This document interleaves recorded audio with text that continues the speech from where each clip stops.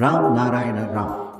వాస్తవికత లేదా ప్రాథమికత అనే నియమంలోనే మనం ముందుకు సాగుతున్నా ఈ మంత్ర యొక్క తేజస్సు, ఈ పదానికి ఉన్న శక్తిని వర్ణించలేం. దీనికోసం ప్రత్యేకమైన నియమాలు అవసరం లేదు.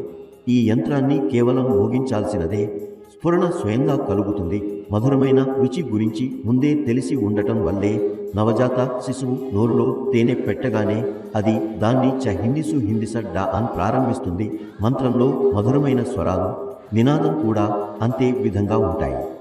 గర్భంలో 10 నెలలు ఉన్న తరువాత కూడా ఈ రోజు కూడా మనం మూలాధార, మణిపుర చక్రాల్లో గర్భంలో ఉన్న కుండలిని శక్తి రూపంలో కుండలా వణుకుతూ కూర్చున్నాం. అన్ని శక్తులు మేల్కొన్నవే. పాము ఎలా మేల్కొంటుంది? అరవడం వింటుందా? వినదు. ఎందుకంటే పాముకు చెవులు ఉండవు.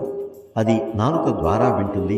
పాము తన విల్లులో ఉన్నప్పుడు గ్రామాలలో సంపేర్లు పాము విల్లు దగ్గర హిష్ హిష్ అని శబ్దం చేస్తారు. పాము దాన్ని చూస్తుంది. తర్వాత నాలుకను చాపుతూ సంపేర్ల పాటను, వీణా ధ్వనిని వింటుంది. అప్పుడు పాము మెల్లిగా లేచి వస్తుంది. అప్పటికి సంపేర్లు వెంటనే దాని మెడను పట్టుకుంటారు. మన లోపల కూడా ఒక సర్పం, అంటే కుండలినిలో కుండలా మెలికేసి కూర్చున్నది. ఆ సర్పం ఏ సంపేరి స్వరంతో మేల్కొంటుందో